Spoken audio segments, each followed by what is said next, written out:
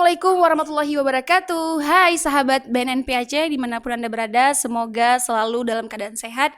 Dan senang rasanya hari ini bersama saya Ida tentunya kita nih ikut bincang-bincang lagi bersama Ruang Ekspresi BNN Aceh. Nah, seperti biasa sahabat, di sini nih kita akan mengundang nih narasumber yang pastinya memberikan kita inspirasi agar kita semua terhindar dari upaya penyalahgunaan narkoba.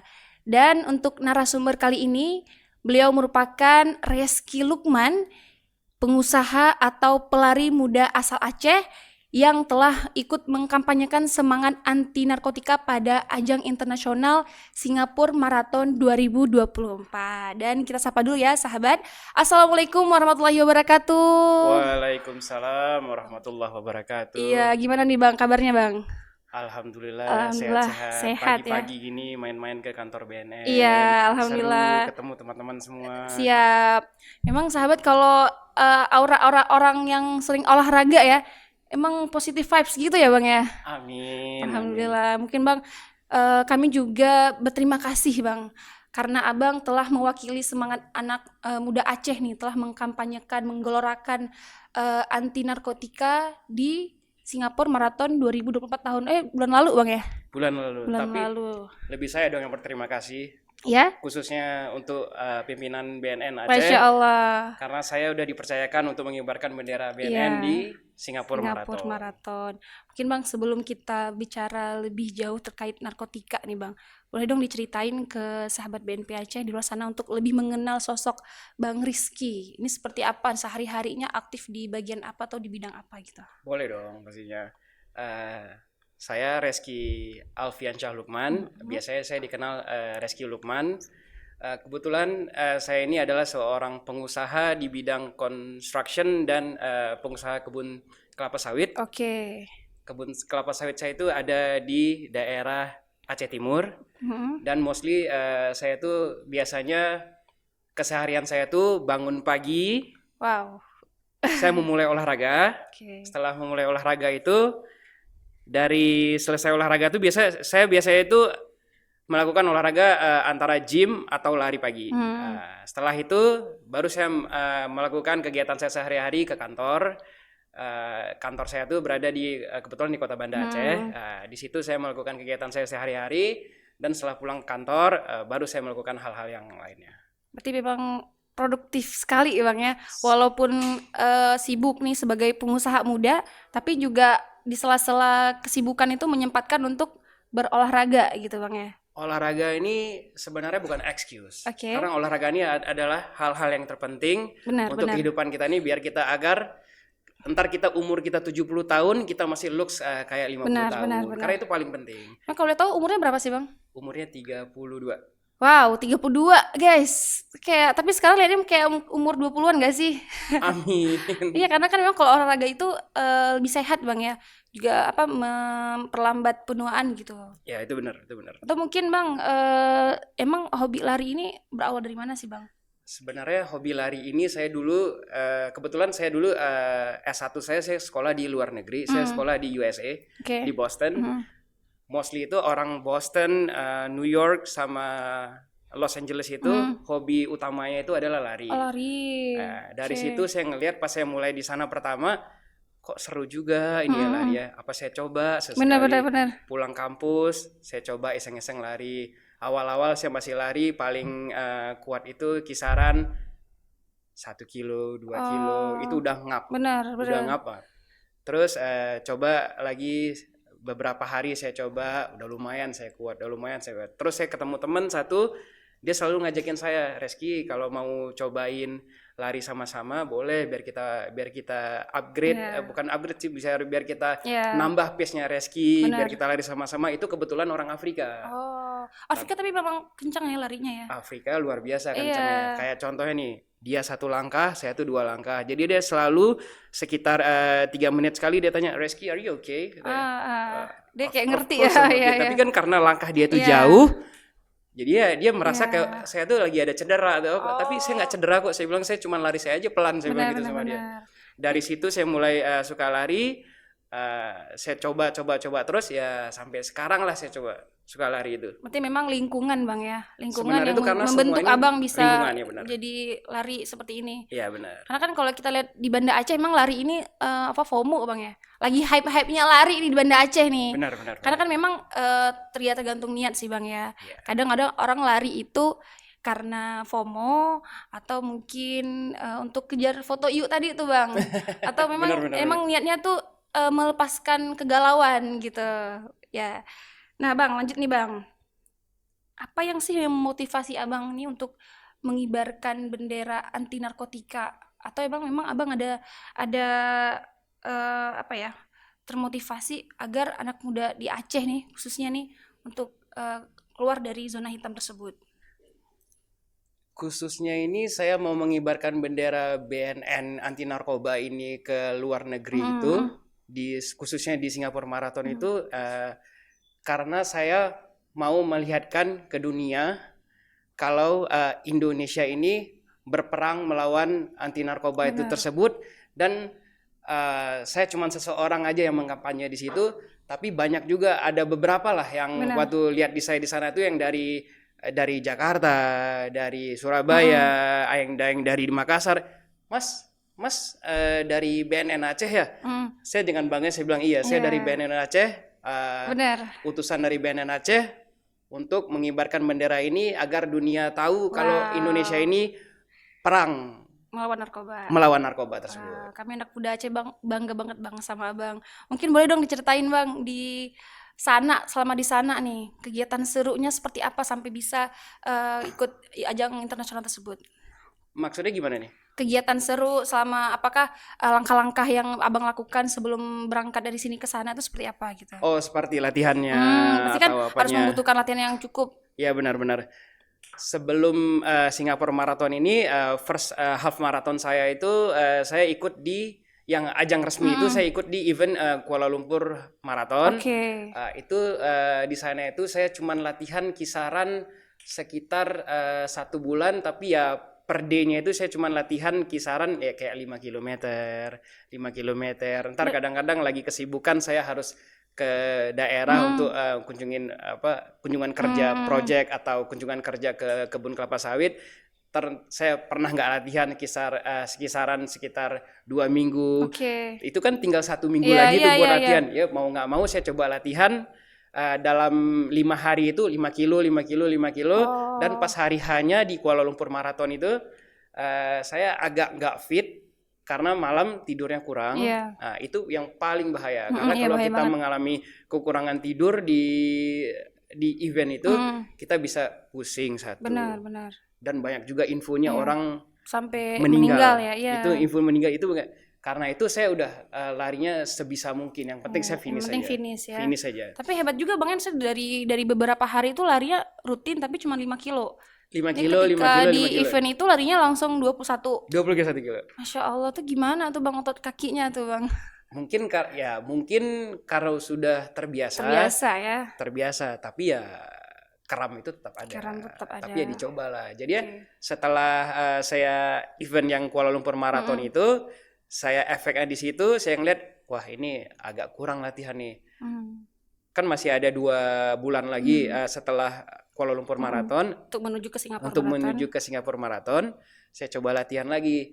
Tapi ya saya latihan lebih bagus daripada sebelumnya. Cuman ya tetap masih ada kunjungan kerja atau itu saya tetap biasa dalam sebulan tuh saya kisaran 2 minggu tuh saya nggak di Aceh. Pokoknya menyempatkan lah Bang. Saya tetap menyempatkan, mau kemana saya tetap bawa sepatu, saya tetap bawa apa untuk latihan. Dari situ saya mencoba, terus waktu hari H itu sama juga pas malam sebelum tidurnya kan biasanya itu susah tidur kalau kita mau terlalu excited, kita paginya itu kita start jam 4:30 subuh. Kita itu bangun pasti kisaran jam 3 karena kan kita harus loading dulu, harus makan dulu sedikit, terus habis makan sedikit kita mandi bla bla bla dan lain-lain, baru kita menuju ke sana itu biasanya jalanan full dengan orang-orang karena kan jalanan juga sudah ditutup semuanya. Karena jalanan sudah ditutup, kita mau nggak mau jalan ya kebetulan waktu itu saya hotelnya tidak terlalu jauh, kisaran 20 menitan. Oke. Saya Jalan dari hotel ke acara itu jalan dari oke. hotel ke event ya biar untuk ini Iya, latihan kaki lah biar gak krem. bener. Sambil pemanasan lah Bang ya. Sambilan pemanasan. Tapi seru Bang ya. Seru banget. Seru banget. Kita bisa ketemu berbagai macam negara di situ. Iya. Kita bisa kenal sama orang, kita bisa bertemu dengan seluruh orang Indonesia yang ada di sana. Benar. Itu Bang 21 kilo Bang berapa menit ya Bang? Kebetulan kalau yang Singapura Marathon ini saya di 2 jam 30 menit. 2 jam 30 pelan sih. menit Mas. Tapi itu oke sih Bang, tuh pace-nya berapa tuh? Itu pace-nya kisaran 6.30. Masya Allah Bang. Tapi kalau ditanjakan saya tetap jalan. Iya. Karena ya biar nggak worst case scenario kan. Oke. Atau Bang di Banda Aceh nih, Abang kan tadi kan di sela-sela kesibukan tuh tetap lari gitu kan. Tetap lari. Apakah di sini emang ada masuk ke komunitas kah atau di luar itu seperti apa? Saya tuh kalau lari itu saya sebenarnya lebih senang sendiri. Sendiri ya? Karena kan kalau misalnya Solo kita run lari ya? rame-rame ini kita pasti nunggu teman. Bro di mana? Oke, Bro di mana? oke, Ntar oke. setelah selesai bro ini kita nunggu dulu, kita minum Iya. dulu. Benar ini dulu, benar. ya. Itu sama seperti yang dirasakan sih Bang. Ya kan baru-baru ini kan karena ngikut orang juga ya lari ya. Iya. Jadi kadang emang senang sih karena ada temen kan. Karena kan perempuan jadi kadang ya malasnya dilirik orang gitu. Cuman Itu ya benar. balik lagi itu harus nunggu temen. Terus katanya kalau kita lari sendiri juga bisa kencang. Tapi kalau sama teman-teman kan kita harus ngikutin pace-nya si teman tadi nih. Iya, benar. Nah gitu sih Bang. Oke Bang, nih kita ngebahas tentang narkotika nih. Kalau dari perspektif Abang nih, bagaimana sih Bang Abang melihat narkotika di Aceh yang kita ketahui juga Aceh menjadi pintu gerbang masuknya peredaran narkotika. Gimana? Ini pendapat saya nih kalau misalnya tentang narkotika di Aceh ini makin hari saya juga makin melihat itu banyak di daerah-daerah masuk narkotika dari luar negeri. Benar. Ini mungkin kalau saya mention nama daerahnya untuk mungkin nggak Tapi enak. nggak apa-apa Bang. Oh nggak apa-apa. Nggak apa-apa. Oke. Nggak apa-apa. Itu saya dapat info banyak itu. Oke. Itu di daerah kayak di Aceh Timur. Oke, itu iya. di daerah Benar. Aceh Utara. Kalau saya nggak salah, kalau Iya, saya iya. salah saya minta maaf. Iya benar tapi benar Bang. Kami juga kemarin tuh Itu juga saya sempat survei sering ke sana. banget saya dengar Iya. itu di sana karena mereka itu masuk di situ dari ketika mereka masuk ke situ mereka cuman via aja di situ dan Iya. mereka langsung kirim ke kota lain. Benar. Dari kota lain tuh baru diedarkan. Tapi kan kita sedihnya itu sekarang di Aceh ini kita salah satu kota bisa dibilang lah kota Syariat Islam ya. syariat Islam. Benar. Tapi masuk narkotika itu dari kita cuman via saja dan tapi nama kita kan tetap jelek. Iya. Tetap jelek, nama kita tetap jelek karena narkotika masuk dari sini dibawa ke ke kota lain baru diedarkan di sana. Iya. Walaupun apa tetap via Aceh. Iya. Di situ yang saya kurang Sangat disayangkan ya. sangat disayangkan. Padahal Aceh ini daerah yang sangat Islami gitu ya, tapi Ya saya bisa bilang kekurangannya ya daerah itu. kita ini Islami, tapi saya juga Ya, nggak Islami. itu sih pribadi orang ya beda-beda Bang Pribadi ya. karena Ya. kita kan kalau membahas Islami kan itu pribadi orang Benar, masing-masing. benar. Iya sih Bang, saya lihat teman-teman tuh kalau datang dari luar ke Aceh tuh selalu bilang Aceh tuh banyak narkobanya ya. Selain kita dengan syariat Islam yang sangat tinggi, tapi orang takut kan ke Aceh karena nanti takut ada cambuk lah satu lagi, tapi narkobanya banyak gitu. Itu benar. Saya paling sering saya dengar Ya, dari benar. teman-teman Gimana saya tuh, dari Bang? Jakarta. Itu mostly, bro, lu di Aceh. Eh, Sering banget gue dengar tuh banyak banget. Ini saya nggak apa-apa sebutin iya, ganja nggak apa-apa, nggak apa-apa. Sering banget gue dengerin ganja tuh di Aceh. Kok bisa sih bro? Katanya. Iya, Ya kalau misalnya dibilang bisa ya mungkin itu sebenarnya saya mention ke teman-teman itu sebenarnya dulu waktu zaman ganja itu beredar di Aceh itu sebenarnya bukan beredar. Di Aceh itu ganja dipakai buat bumbu masakan Oke, waktu di iya, zaman benar. kerajaan dulu, kesultanan dulu. benar. Tapi sekarang Salahgunakan. disalahgunakan. Karena disalahgunakan itu ya infonya keluar di mana-mana ganja ini di Aceh banyak beredar. Benar. Tapi sebenarnya ganja ini di Aceh ya aslinya itu khusus untuk bumbu masakan aja. Iya, salah sih Bang, dari perspektif itu Bang ya. Perspektif ini sebenarnya di luar ini semua salah Benar. terhadap Aceh. Makanya kita nih orang Aceh harus memberikan paham gitu kepada teman-teman Iya, di luar benar, sana benar seperti banget, Aceh ya. itu tidak seperti itu Iya, gitu Bang benar. ya. Atau ada nggak sih Bang pengalaman nih Bang terkait narkoba di lingkungan Abang mungkin yang pernah Bang rasakan gitu? Alhamdulillah sih kalau saya nggak pernah. atau lingkungan walaupun gitu teman-teman saya juga nggak pernah. Benar. Cuman saya dengar-dengar info aja dari teman saya nggak kenal itu teman itu siapa. Itu pernah saya dengar info. Tapi saya saya ini prinsipnya gini, kalau ada infonya teman saya itu yang teman jauh gitu kena itu narkoba, saya berusaha cuman ke beliau, bukannya saya sombong, saya cuman berusaha ke beliau itu cuman mau, hey bro, gitu aja.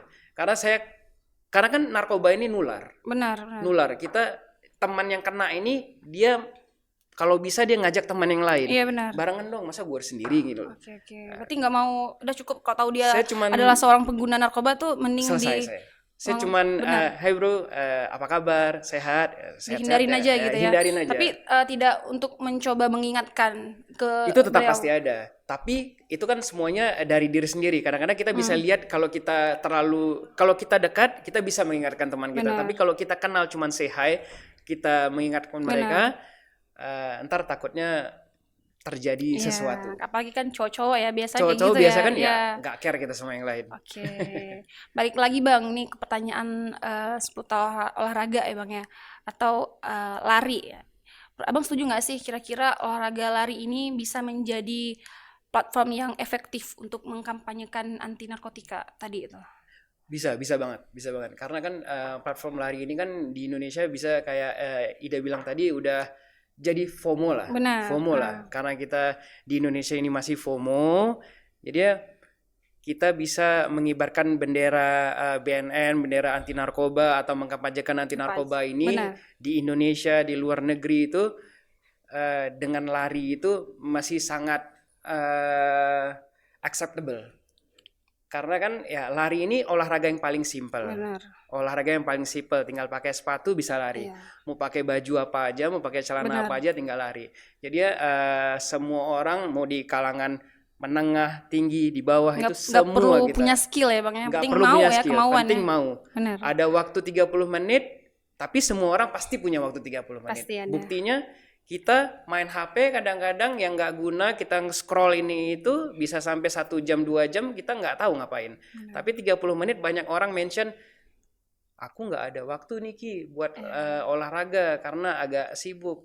Tapi main HP ada waktu, ya juga Ki ya katanya. Pasti banyaknya gitu. Tapi ya kalau misalnya untuk mengkampanyekan narkoba ini sendiri via lari ini adalah hal yang terbaik kalau saya ini. Karena ini emang waktunya paling tepat. Benar. Karena anak muda semuanya ikut, remaja semuanya ikut, apalagi atlet-atlet ini. Atlet-atlet ini kan maaf dibilang kalau dia berhasil dia semangat di bidangnya itu sendiri. Tapi kalau dia ada yang kecewa, ada yang nggak terpilih, ada yang ini dia stres, dia bisa mencoba hal-hal yang tidak wajar. Olahraga ini bisa menjadi kekuatan bagi mereka ya Bang, dan untuk menghindari intinya melakukan kegiatan positif gitu Bang ya, dengan berolahraga agar mereka terhindar dari penyalahgunaan narkoba. Mungkin Bang terakhir nih Bang ya, boleh dong diberikan kepada pesan-pesan nih kepada anak muda di luar sana agar mereka menjauhi narkoba. Pesan-pesan dari saya nih. Oke, siap. Nih kalau pesan-pesan dari saya ini untuk para remaja, anak muda, seluruh masyarakat Indonesia lah, dan seluruh masyarakat dunia juga, jauhilah narkoba. Karena narkoba ini adalah barang haram yang akan merusak kehidupan kita sendiri, nanti kehidupan anak kita, kehidupan cucu kita, dan itu akan merusak hal semuanya. Keluarga kita, semua orang tua kita orang tua kita tuh bakal sedih ngelihat anak yang ini, tapi orang tua kita juga tidak bisa membantu apapun. Dari situ jika teman-teman kita yang ada di Indonesia ini terutama yang ada di Aceh, jika ada mengetahui teman-teman yang sudah kena dengan narkoba atau narkotika, berkunjunglah ke BNN terdekat agar bisa dibantu oleh anggota BNN, agar bisa ya direhabilitasi. Oke, terima kasih Bang Rizky atas waktunya. Padahal Bang Rizky ini satu sosok yang sangat sibuk tapi Bang ya. Ini mau disempat-sempatkan untuk datang ke BNN Provinsi Aceh. Harus dong, karena kan untuk mengkampanyekan narkoba ini kan sebenarnya siapa saja bisa mengkampanyekan. Tapi ya kalau kita bisa, orang lain bisa, lebih bagus. Makin banyak yang mengampanyekan, makin bagus. Oke, terima kasih Bang. Nanti mungkin di luar dari sini kita bisa bincang-bincang lagi Bang terkait upaya penyalahgunaan narkoba, dan kita harapkan obrolan kita tadi memberikan manfaat bagi penonton yang mengambil ilmu dari apa yang kita obrolkan tadi. Amin. Dan semoga anak muda di luar sana semangat untuk berolahraga, karena dengan olahraga juga dapat memberikan nilai-nilai positif sehingga kita dapat terhindar dari upaya penyalahgunaan narkoba. Nah sahabat, itu tadi dia bincang podcast kita bersama Bang Rizky Lukman, pelari asal Aceh. Dan tak lupa juga sahabat, kita saling mengingatkan kepada teman, anggota keluarga, siapa saja yang mungkin sudah terkena narkoba untuk datang dan melapor ke BNN Provinsi Aceh. Tenang aja, nggak akan dipenjara karena kamu akan direhabilitasi sampai sembuh. Dan akhirnya saya Ida Karimudin pamit undur diri. Salam sehat tanpa narkoba. Ayo wujudkan Aceh bersinar bersih dari narkoba. Wassalamualaikum warahmatullahi wabarakatuh.